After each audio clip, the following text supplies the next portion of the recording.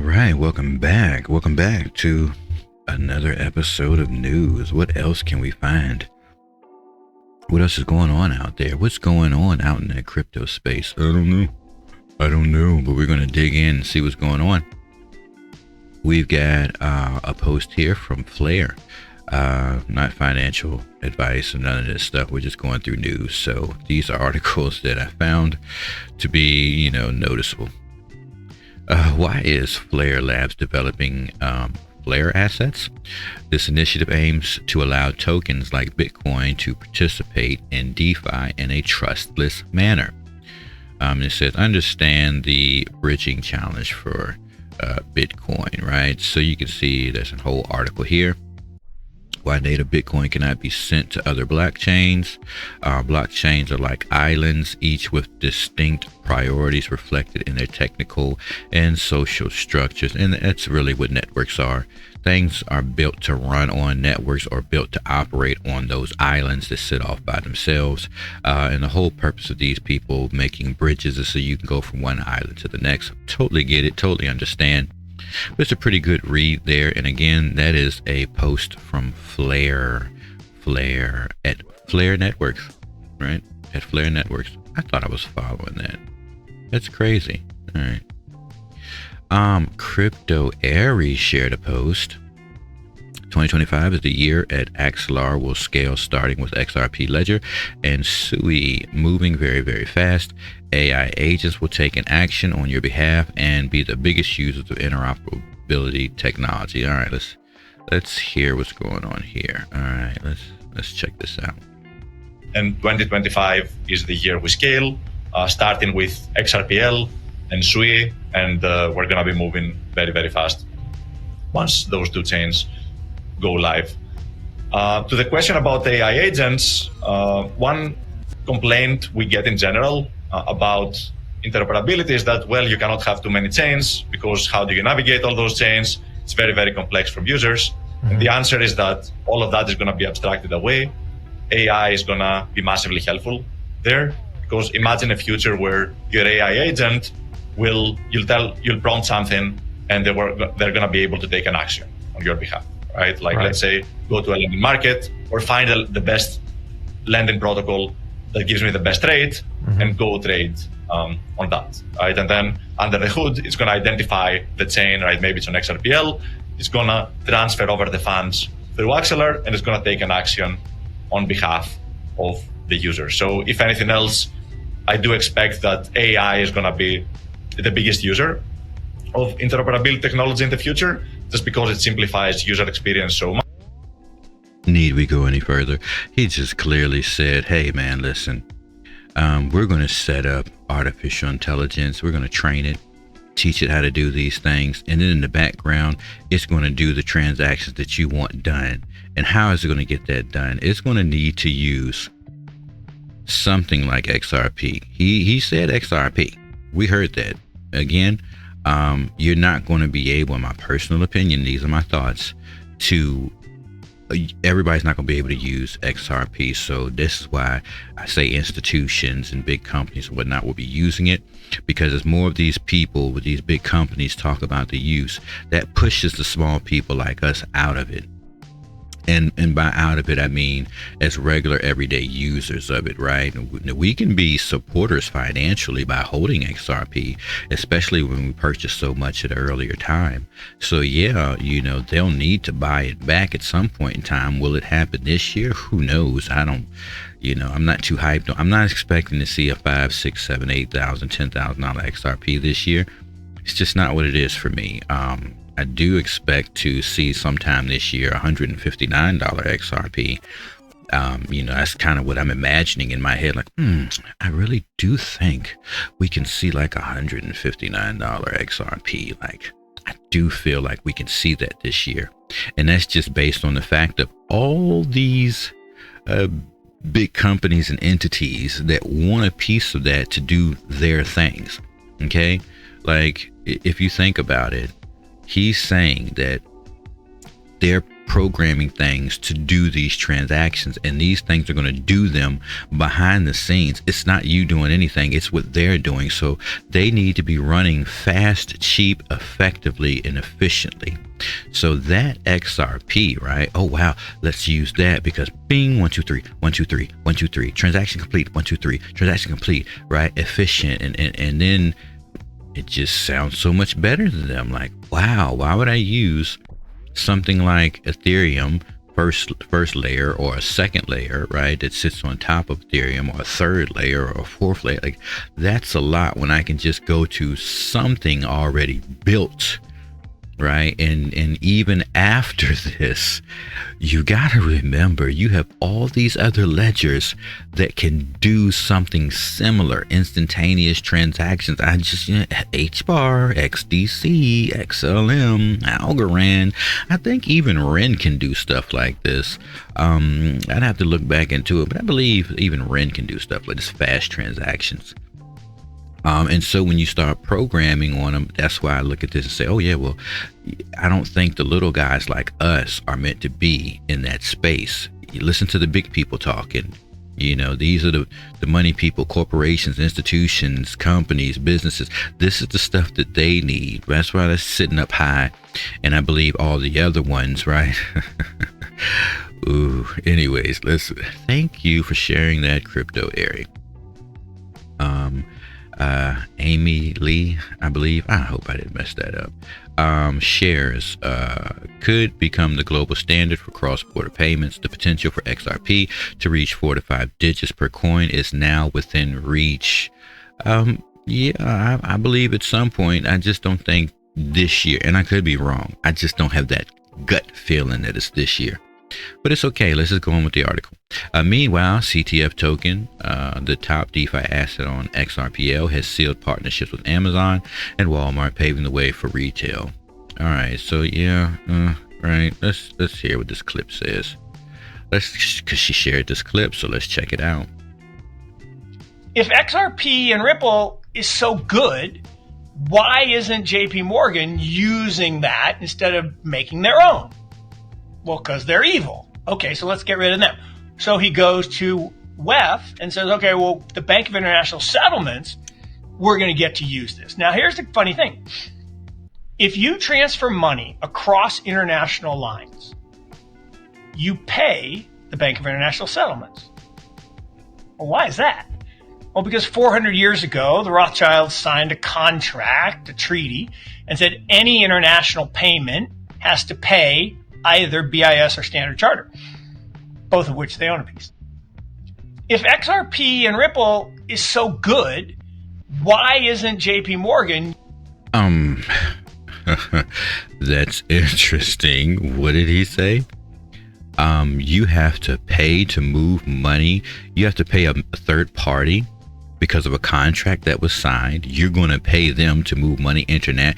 So I wonder if this is what's been going on behind the scenes, why countries are acting the way they're acting, right? So you really have to cut the banks. Like, this is clipping their nuts. You'd have to cut the banks out totally, because these are banks, these are families, right? And these are big institutional banks. So if you get off of moving their currency, what do you need that bank for? That's some powerful stuff, because if those banks have those contracts and they mean they're getting a piece of any action it crosses, that's because you were going through them, right? If you're going through any of these banks, we're like the mafia, right? They tell you about cartels and all these evil things, but like, seriously, we're the mafia. And if you want your money to get to that country, you need us to protect that money. You want our protection, so you're going to pay us a percentage. Wow. Now, right? Now, no, nobody needs anybody, because you can literally buy currency off an exchange, move it directly into your wallet, then do a transaction with a company, I don't know, in any other land, right? Make the transaction, pay them to their address or scan a QR code that they text over to your phone for the transaction, or to a website or an app that they use. Maybe they use a secured app and you do a transaction through that app for whatever it is that you're after, whether it's purchasing something or a service, whatever it is, whatever's going on. You literally cut the banks out of it. So why would you pay a middleman for protection? This really would be what banks would be fighting.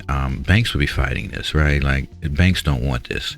Banks don't want this. It's common sense, but isn't that funny? I did not know that you had to pay these people. Like, they had a contract since way back when. That's crazy. Pretty interesting. All right, Jack the Rippler. We got a post from Jack the Rippler. Just in, Ripple CEO Brad Garlinghouse says, today, here in the United States, we welcome the 119th most pro-crypto Congress in history. That's pretty powerful. That means that we're going to see a lot of rules and regulations change, and this is my personal thoughts, in the United States on crypto. And I will not forget the first thing that Donald Trump said, which was, if you're based in the United States producing these cryptos, then yeah, you're not going to be taxable, right? Oh, because we're going to make the United States head, right? So it's like, oh, wow. Yeah, of course you're going to need the right people in place to make these things happen. So this is why I look at this year as an extra bullish year. You're going to see, in my personal opinion, a lot of corporations, companies, big businesses, big banks, they're going to try to fight this. They're going to try to fight it because, again, you're literally cutting them out, right? Can you imagine, let's just say Walmart buys from, I don't know, Alibaba or something. I'm just making shit up. And let's say they want 50,000 boxes of crayons, right? I'm just saying, just making this shit up as I go. And they don't have to pay a middleman for that transaction. They can literally be like, just order the shit from Alibaba, get on their app, we do big business with them, boom, boom, boom, boom, boom, transaction paid, they get their money, and I don't know, an RLUSD or a USDC that runs on something like an XLM. So the transaction is 1, 2, 3, ding, they've got their money, the transaction shows clear, and then your stuff begins to take shipment process. And then, you know, something like VeChain allows you to see, not that that's the only thing that can do it, but it's just throwing stuff out there, to see and track all of your transactions, all the things that are happening. You can see that your 50,000 boxes of crayons, right, are now being packaged up, put in the boxes. And then within the next few hours, you can see it being put into shipping containers being hauled to the docks, where it's going to then be put on to boats, the big boats. And you can track all this, right? And maybe there'll be some smart contracts that run off of XRP that'll do this, or some other. And do you even need them at that point? You'd be able to track this with anything else, like something like VeChain, right? And I'm just throwing that out there because we know what VeChain was doing. So pretty impressive, right? Yeah, this is going to be a big year. 2025 is going to be a big year, in my personal opinion, for the crypto space. All right, Moon Lambo shares, excellent clip, a glimpse of what the future will look like. This is shared from Generation Infinity. Let's follow them too. Do I have these people followed? Yeah, some of them. All right, keys to mass adoption and safeguarding humanity, decentralizing recovery alliance. Dr. Lemon Baird, co-founder at Hedera, right? Hedera explores the pivotal role of DREC Alliance, open industry standards, and the tokenization of XYZ. Let's go ahead and take a listen to see what this person has to say. So our industry is really exploding. I can't wait. There are 8 billion people out there, most of whom are not involved in Web3 or in any of this stuff. And we can make the world better. We can make their lives better, but we need to get these people involved. What is maybe the biggest problem? I mean, there's a lot of problems, but one really big problem is that if you lose your key, you lose everything. This is a real problem, and people are not prepared for this. If you lose the password to your bank, you know there's a way that you can recover it, or you can go to a court and let them into the bank, or you can go to the bank in person and show them your passport. You can always get in. And in our field, you lose your key, you don't have it. People have been lulled into this sense of security because every other part of their life has a safety net. We've got to bring a safety net to our industry. We have to do that to reach the whole world. If you have something like that, a program that manages that, the program could simply say, hey, anytime you want to connect with a friend, you can do that. The two of you connect. Maybe one of your phones looks at the other phones. You just push one button to say, I want to connect with someone. I want to pair with them as my helper. You connect with them, and now they're your helper. And it's everything else is invisible. Now, what's actually happening is every single day, it's going to go back to their device and say, hey, does your device still have my secret? Prove it. Give me a cryptographic proof you still have my secret, to make sure they still have it. And if they don't, it'll warn you. But as long as things are going well, it is totally invisible. It's doing all that work behind the scenes. When you add a new person, it gives little pieces of your key to all the old people. So if you had 10 friends and you add an 11th one, it gives everybody a 1/11th share and tells them to get rid of the 1/10th share. All that's invisible. It's got to be hidden from you. And as long as all of that is invisible, and then when you lose your phone, you've lost everything. You need to recover. You just go and pair with your friends again. And as soon as you've repaired with half your friends, suddenly you get back everything that you had lost, including the list of the rest of your friends in case you forgot them. It tells you the whole list. And they don't know who each other are for safety. So that's the kind of simplicity that you want. But you can even go a step further. There are banks and credit unions talking about, hey, we'll just set this up for you automatically when you join us. We will automatically give you a wallet that's built into your bank app that can store stuff for you. And without even you knowing it, we're going to set up several helpers for you. And you'll be split across those helpers. And then when you get more sophisticated, you can add some helpers of your own. So it isn't just friends and family. It can be big organizations that are being a helper. And it is truly invisible when they set up the first 3 for you. And then it's up to you if you want to add more. All right. Generation Infinity, right? Oh my God. Please go and watch the rest of this video. It's 9 minutes. I can't share the whole thing. That's crazy. But this is very funny because me and a good friend of mine got me into this space years ago. We talked even then, like what the final thing would be, like how would you get people in this space? They would have to be using this technology without knowing that they're using this technology. And did this guy just say it or what? The banks would attach to the app that you're already using. Here comes an update. And that app would do all this stuff in the background for you. Not that a person would do it. They could set the artificial intelligence up to do it, like automatically this account number, we're going to generate them a wallet, And again, this is why it's very important that these institutions use like one main, in my personal opinion, network. And again, this is why I say, like, I don't think XRP is for the common person. I think it's for institutions, because they're going to need that trusted, fast, efficient, tried and true, been through the court systems network, right? So I can see these banks really using, hey, this XRP to get stuff like this. Not saying that they will, but I can see how it makes sense, because who else is tried and true? Now, again, we're talking Hedera, right? And so you heard what Trump said. So these groups, they feel, are already trustworthy. XDC, Hedera, it's a list of them. So I can see that they'll need to set up these things behind the scene, and the common person that has a bank account that has been using the banks, that trust the banks, are not like this. The majority of the population is going to have banks running this. Like there's the handful of us that will do this ourselves for the most part, but even some of us will let our banks do this. We'll just have our big bags sitting elsewhere, right? in different locations because we feel like, you know, we can manage our finances a little bit better as we're growing money. But on a regular day-to-day basis, we want our normal money that we might live on running through something like this to take the burden and stress off, so you give yourself some form of rest break. But we're not going to be putting no big bags in no bank. Like, you know, your brother might have 1,000, 2,000 sitting in the bank, but we're not putting no big bags in there.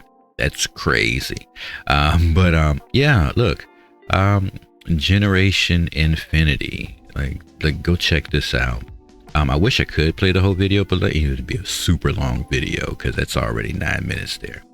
All right, let's continue. Crypto Geek breaking: first central bank digital currency ledger payment transaction completed in the Republic of Palau. All right, well, let's check this out. Let's check out this Palau.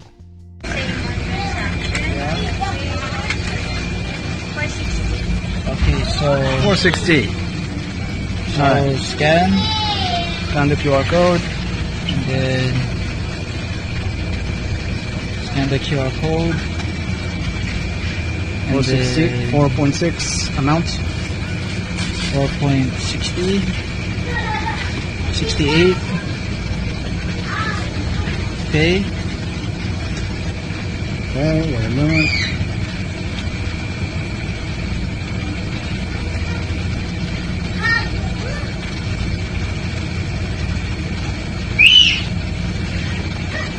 Usually this slow. It's just how quick the network is. Money sent, and on your side, you see that you can refresh it.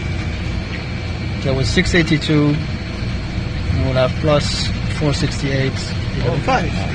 There you go. Congratulations. All right, so I actually think what's happening is that's their internet network that caused that slow drag. Because, you know, we already know, well, here in the States, we know, like 1, 2, 3 transactions done and over with. There's a transaction, 1, 2, 3, ding, gone, right? Unless you're dealing with an exchange, and the exchange takes a little bit more time because it's going through, you know, the exchange. I don't know if they got different firewalls up or whatever. I don't know how that works, but for some reason, it's usually 6-7 seconds. When it's dealing with an exchange versus the 3 seconds from one wallet to the next wallet. But it doesn't matter because what did you just see? That's a small business. That's their QR code. That's this gentleman making a payment from a wallet to another wallet, which is the wallet of the business. This is what a lot of us who have been in space have been waiting for and talking about, because this is, you go into the store. Okay, let's say, imagine this is Walmart. This is Walmart.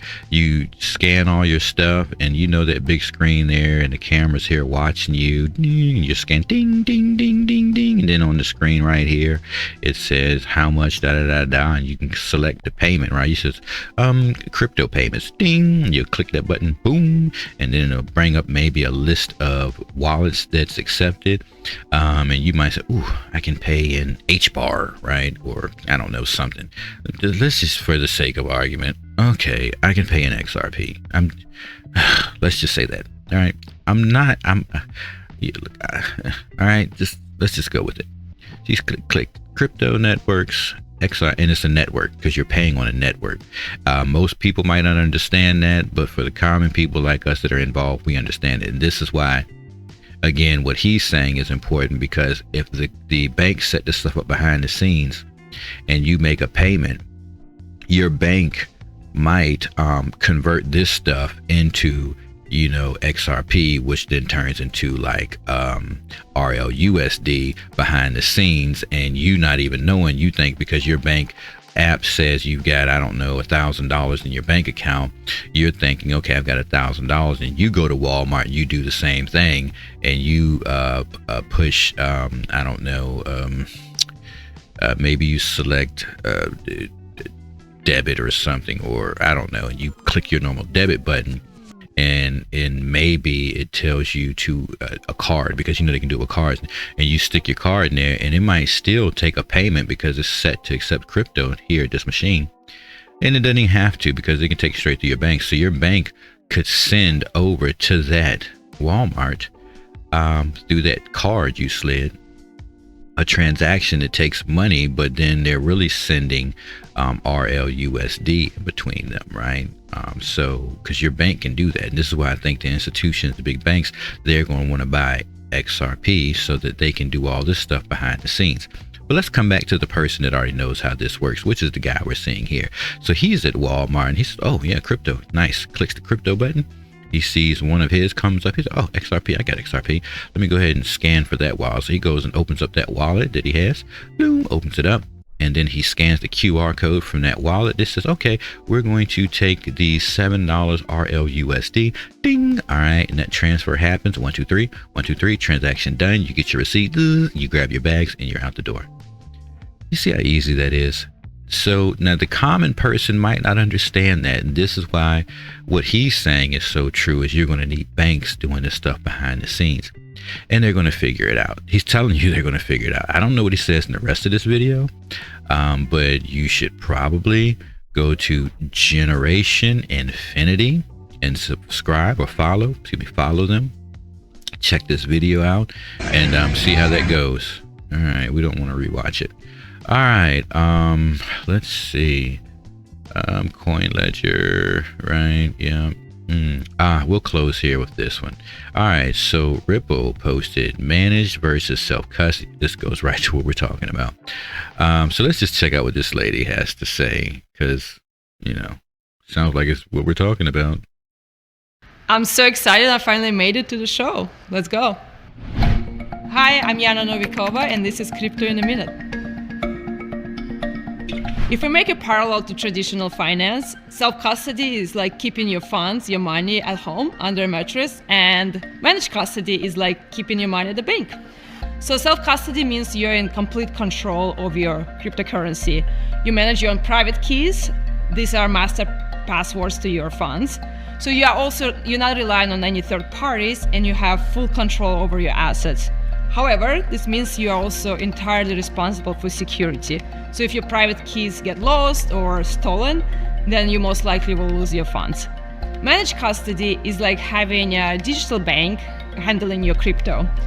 Third parties like exchanges and custodians store and protect your assets. They manage all the technical complexities and provide recovery options if you lose access. But you are trusting them with your funds, and they could also become compromised or cut your access. And right on time. Right, so it just goes right along with what we were just talking about here. The banks doing it, and then you have here you doing it yourself. So he's managing his own wallet, and then you have a bank that'll do it for you. So you got managed and non-managed, and that's where we're going. Welcome to 2025. That's where we are going. That's where we're at. And we've been waiting. So we're going to see some major things happen. We're going to kill it there. I'll catch you on the next one.